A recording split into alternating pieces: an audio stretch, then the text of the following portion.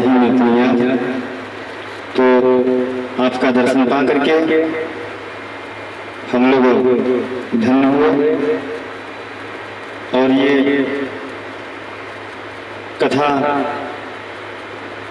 श्रीमद् भागवत महापुराण का कथा चल रही है। श्री 1008 श्री रुद्र महायज्ञ आपके ग्राम पचराव में, और अक्षय कृपा महाराज की हुई।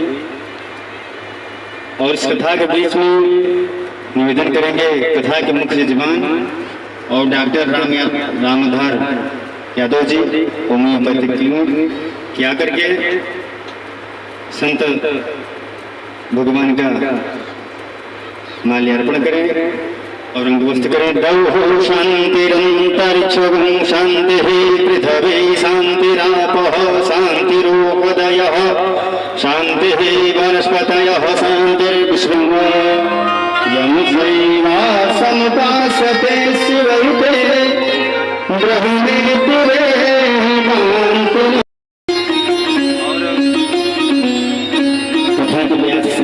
महाराज जी के परिवार से कुछ लोग हैं जिनका नाम मैं लेना चाहता हूँ। श्री रमाकांत मिश्र जी, श्रीकांत चंद्रमा दुबे जी, कृष्ण मिश्र जी, मुस्लिम मिश्र जी, आप लोग आगे के नीचे आवत ही ये कथा आपकी है, ये व्यवस्था आपकी है। आप लोग जो संतोष नहीं बोल पा रहे हैं तो आकर के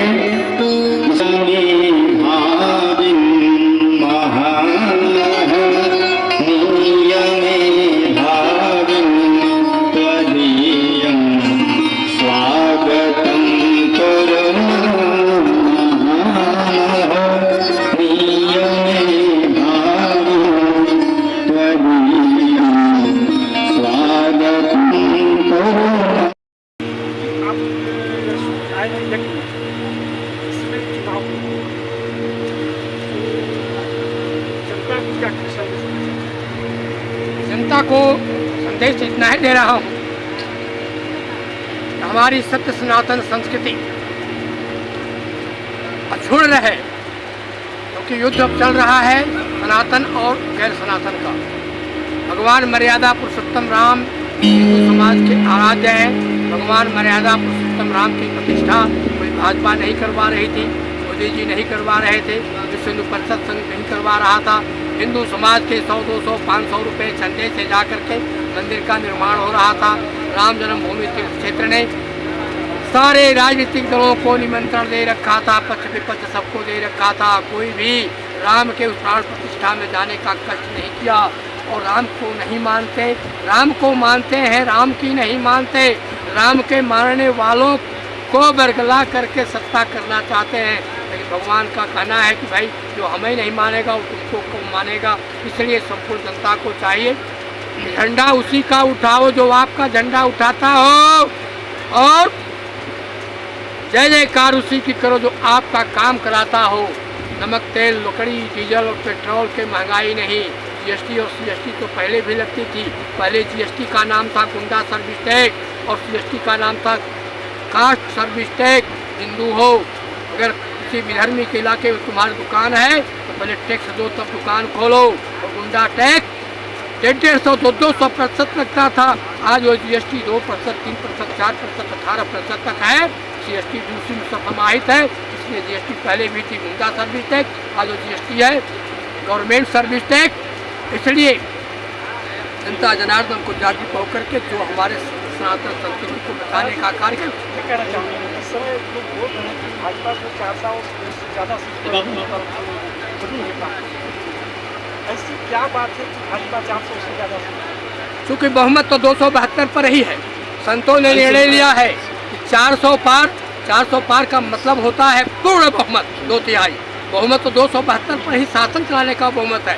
400 पार का मतलब होता है आने वाले समय में पीछे के जितने कानून हैं, अंधे कानून, काले कानून, सबको पूर्ण बहुमत के साथ में पास कर देंगे। न राज्यसभा की जरूरत होगी, न सुप्रीम कोर्ट की जरूरत होगी। 400 पार माने आर पार। हिंदू समाज आगे या धर्म लोगों के सब साथ परेशान ना हो, इसलिए 400 पार की आवश्यकता है। 400 पार होगा, भारत का बेड़ा पार होगा, भारत को धरती पर कोई पार होगा। इसलिए बहुत धन्यवाद।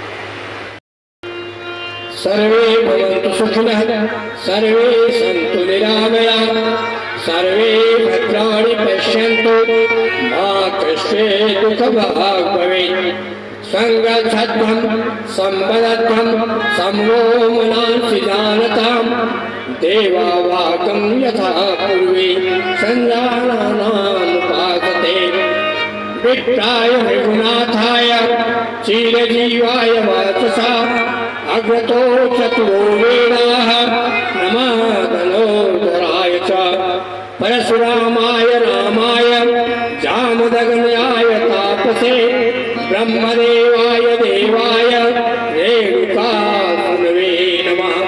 दारिद्र्य आपदां हर्तारं दातारां सुखसम्पदां, परशुरामं महावीरं भूयो भूयो नमाम्यहं, भूयो भूयो नमाम्यहं। भगवान परशुराम की जय, मर्यादा पुरुषोत्तम राम की जय, श्री राधे कृष्ण भगवान की जय, वेद व्यास की जय और भागवत पुराण की जय।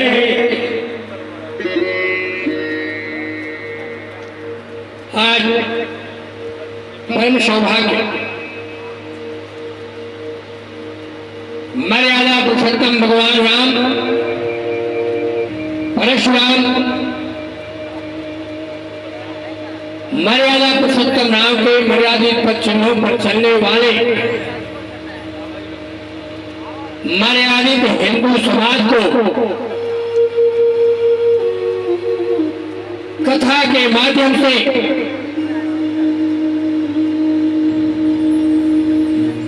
जागरण एवं भक्ति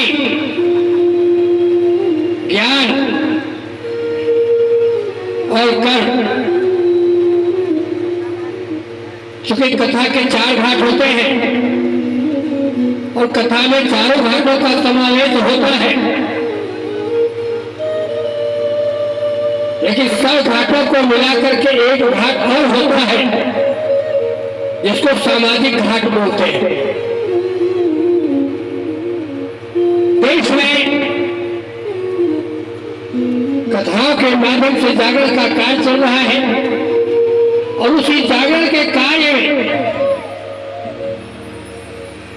जागरण की एक श्रृंखला हमारे भागवताचार्य प्रिंसधर मिश्र महाराज जी के द्वारा भी प्रारंभ है। मुझे तो बहुत ही सुखी अनुभूति यह हुई है कि घर का जोगी जोगड़ा आन गांव का सिद्ध होता है, लेकिन यहाँ यह चरितार्थ एक अलग दिखाई दे रहा है। अपने घर में इस प्रकार का सम्मान पूर्ण कार्य और सम्मान प्राप्त करना पहले ही महापुरुषों को प्राप्त होता है, और यह तो बहुत ही प्रसन्नता का विषय है कि धन्य जन्म जगती तो तासु पिता ही प्रमोद चरित सुजासु। जिसके चित्र को सुनकर के पिता प्रसन्न होता है, यहाँ तो प्रत्यक्ष आंखों से ही आप सब देख रहे हैं और सुन रहे हैं और उस पर चलने का उपक्रम बना रहे हैं। मुझे अरे मोदी जी महाराज जी कार्यक्रम चल रहा है, आपको आना है। हम लोग बिल्कुल आनेंगे, मैं आऊंगा और आकर के बहुत अच्छी होती है। माताओं बहनों भगिनियों, क्योंकि कथा चल रही है, कथा में व्यवधान नहीं देना चाहिए, फिर भी आयोजक महोदय और हमारे व्यास जी का एकत्र की नहीं कुछ आतुर वचन होना चाहिए। तो जब जब इस पावन धरती पर असुरों ने अत्याचार किया, वह गान होता थी फली फली मानव ने हाहाकार किया, तब तब इस भूत पर रघुबर ने या गिरधर ने अवतार लिया। तो परस चला था, तीर चले थे, चक्र चला था और सब असुरों का संहार किया, सब असुरों का संहार किया। ऐसे पतित पावन भारत के भूमि पर विष्णु के 10 अवतार की कल्पना होती है। अवतार को उनसा अवतार लेकर के 23 अवतार 24 अवतार की बात होती है। तो देखिए 10 अवतार, 2 मंत्र 2 बारिशत, 4 पीठ 2 भूत, इस प्रकार के 10 अवतार हुए। मत्स्य अवतार, कच्छप अवतार, वराह अवतार, नरसिंह अवतार, तो लांचर हो गए, 2 बंचर हो गए और अर्धमानव भावन पूर्ण मानव के रूप में अष्टम अवतार भगवान परशुराम, 12 कलाओं से पूर्ण रामावतार, 16 कलाओं से पूर्ण कृष्णावतार और बुद्धावतार और कल के अवतार।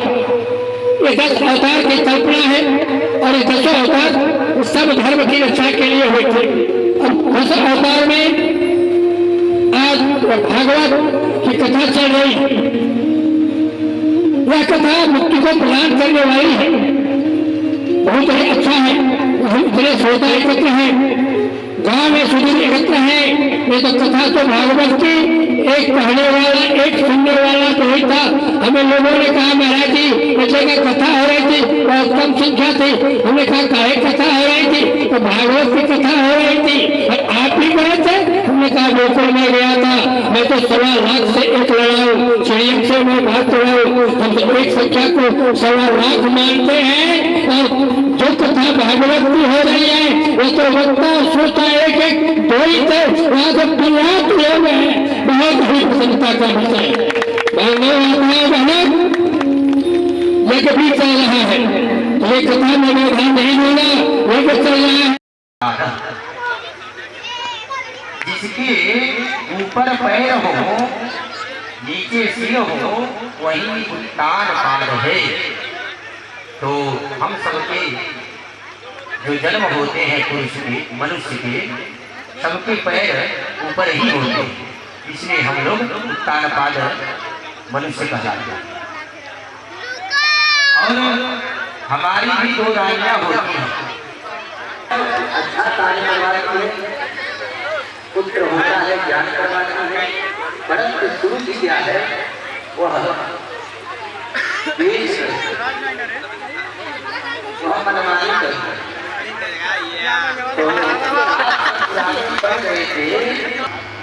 को किनारे ही भर देते हैं, भूल जाते हैं, सब वचन भूल जाते हैं, स्त्रियां भी भूल जाती हैं।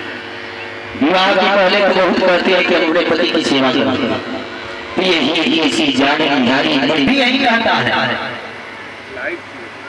परंतु माता पिता उसको आगे बढ़ाते हैं, परंतु धीरे धीरे वह भूल जाता है कि अगर एक ही बेटा हो।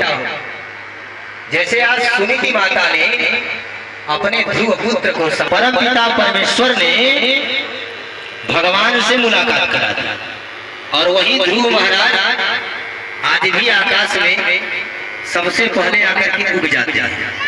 जब पाणी ग्रहण संस्कार होता है वर कन्या का, तो उस समय सबको साक्षी माना जाता है। बाद में यह समझाया जाता है कि विष्णु वैश्वानर साक्षी ब्राह्मण ज्ञानी।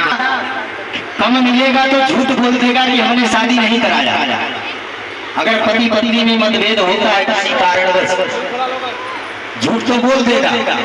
एक बार बजाय झूठ बोल देंगे, कोई बनता नहीं, समभाव किसी में है नहीं, तो एक बार उनमें खटास हो जाएगी। परंतु ध्रुव महाराज कहते हैं कि हम तुम इस विवाह में साक्षी बन करके आकाश में टिमटिमा रहे, इसलिए पंडित जी लोग उसके काटने से मुक्ति भी तो ऐसा अपमान किया।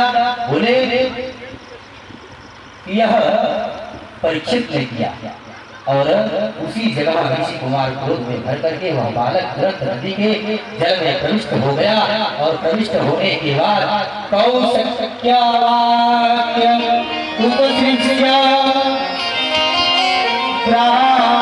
सुनिश्चित है तो सर्वस्व त्याग करके सीधे गंगा घाटों पर सुख तीर्थ में जाकर के विराजमान हो गए और पश्चाताप की आग में जल उठे। जिन संतों का मैंने सर्वदा सम्मान किया, उन आज संतों का अपमान करने की भावना में मेरे मन में आई कैसे? ये निष्कर्म मैं तो सोच ही नहीं सकता था। अहो गया नीच मरिया कृतं घसी ब्रह्मणि बारंबार पश्चाताप करते हुए महाराज परीक्षित गंगा तट पर विराजमान हो गए और इस ऋषियों को पता चला कि हमारे सम्राट महाराज साक्षात सुतराम के पास कोई उपाय था ही नहीं। उसी बीच में महाराज सुखदेव जी पधारकर सुनीति बड़े प्रेम पूर्वक समझा रही है अपने नीति के द्वारा। तपसाराध्यं पुरुषं तस्यैवानुग्रहेण मे गर्भे त्वं साधयात्मानं यदि शचीनृपासनं। सिंहासन पर इस सिंहासन पर बैठ करके क्या करोगे? उस सिंहासन पर बैठो जहां बैठने के बाद कभी उतरने की जरूरत न पड़े। यह तो तुम्हारे पिता है, परंतु परम पिता के सिंहासन पर बैठो। इस प्रकार से सुनीति समझा बुझा देती है। अब ध्रुव महाराज कहते हैं परम पिता कौन है? अब परम पिता को खोजने के लिए ध्रुव महाराज चल पड़ते हैं माता की आज्ञा पाकर। मातु शपथन्या सर्वविद्यः शिवशनः सुसा दण्डः यथा हि हित्वामि सन्तं पितरं सनवाचं जगपातु प्ररुद्रं सकाशम्। और ध्रुव जी महाराज अपनी माता की आज्ञा के मान करके धीरे धीरे वही चल देते हैं। और उसके बाद में नारद जी से मुलाकात होती है। नारद जी उनको गुरु मंत्र देते हैं, 12 अक्षर मंत्र का ज्ञान कराते हैं। और 12 अक्षर मंत्र का ज्ञान कराने के बाद दीक्षा देने के बाद कहते हैं आप चले जाओ मथुरा वृंदावन, वहां जाकर के तप करो। और गुरु जी महाराज विराजमान होकर के पावन भरती मथुरा में चले गए और जमुना जी के नदी के कभी जल पीते थे 2-4 दिन, उसके बाद धीरे धीरे छोटे चले गए और जल सब कुछ त्याग दिए। और त्याग करके उसके बाद में भगवान का दर्शन प्राप्त हुआ। सारे सिंहासन देवताओं का हृदय तप कौन कर रहा है? जब पता लगा कि ध्रुव महाराज तप कर रहे हैं तो भगवान अपने स्वरूप को धारण करके शंख से ही ध्रुव जी के गाल पर शंख से टेक लगाए हैं। एक बार लगा तो ध्रुव जी ने सोचा कि स्वप्न है। दूसरी बार देखते हैं फिर स्वप्न, तीसरी बार उनका दर्शन प्राप्त करते हैं, जय जयकार करते हैं। उसके बाद में प्रेम से भगवान को प्रकट कर लेते हैं। तो भगवान हर जगह है, भगवान यह नहीं कहीं नहीं है, हर जगह भगवान है। गोस्वामी तुलसीदास जी लिखते हैं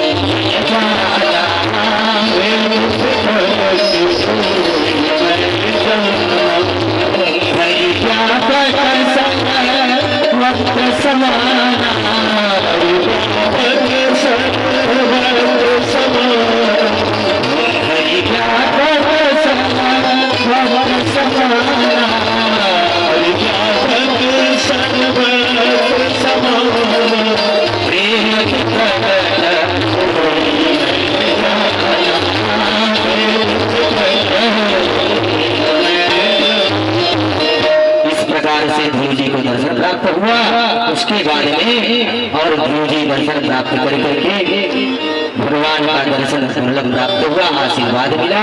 ध्रुव महाराज अपने घर को आए और अपने सिंहासन पर विराजमान हो गए। बोले भगवान की अब तुमको कोई गर्व है नहीं है, हमारा मोहर तुम्हारे ऊपर लग चुका है। और भगवान का जब मोहर जिसके ऊपर लग जाए तो इसको सिंहासन तो मिल ही जाता है। जैसे कि कालिया नाग के ऊपर मुहर लग गया तो उसको कोई फिर बोला नहीं, जाकर के विराजमान रहा और जमुना जी के जल को छोड़ करके चला गया। तो उसी प्रकार से भगवान कहते हैं ध्यान भगवतो रूपः नापीछि किंचना परम। और भगवान का दर्शन प्राप्त करके आज ध्रुव जी महाराज दौड़े दौड़े अपनी माता के पास आए और प्रभु उस जगह अंदर ध्यान हो गए। उसके बाद में सूत जी महाराज कहते हैं, शौनकादि ऋषि सुखदेव जी कहते हैं, हे परीक्षित राजा मूकम करोति वाचालाम पंगुलं लह्यते गिरिं यत् कृपा तमहं वंदे परमानंद माधवम। पूज्यपाद स्वामी श्री विष्णु आश्रम जी महाराज कहा करते थे कि एक भी गुना को भी भगवान बुला देते हैं, गुने को लंगड़े को भी दौड़ा देते हैं। तो यह भगवान की महिमा होती है। वाचाल बना देते हैं। जैसे गोस्वामी तुलसीदास जी ने रामचरितमानस लिखा तो उसमें 7 ही कांड लिखा। 7 ही कांड में और भगवान ने हाथ शरीर के अंग भी बनाए जो देखने का, सुनने का, चलने का मनुष्य को, तो उसका भी दो ही दिए, 2 अक्षर से ही बना है। आँख, नाक, कान, हाथ, पैर, पेट, यह सब भरण पोषण 7 ही है, 7 ही घाट है। और इसलिए गोस्वामी तुलसीदास ने 7 ही कांड भी लिखा और एक एक कांड में 7 श्लोक ही लिखा है। तो इस प्रकार से मान सरोवर है रामचरितमानस।